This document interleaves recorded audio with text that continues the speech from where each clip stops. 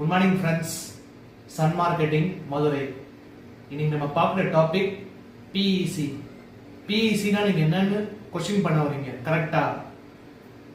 B for presence of mind, E for enthusiasm, C for complement.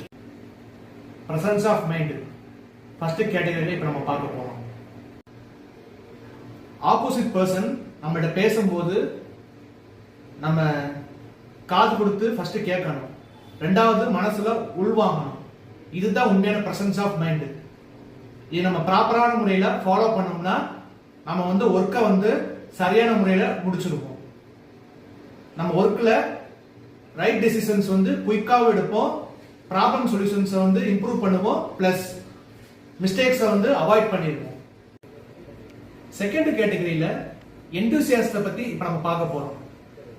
இப்ப நம்ம கிரிக்கெட்ல batting பண்றோம். பேட்டிங் பண்ணும்போது பவுலர் வைடு பால் போடுறாங்க.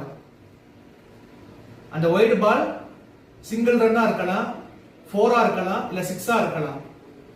பேட்டிங் பண்ற நமக்கு எப்படி ஒரு எந்தூசியாசம் கிடைக்கும்?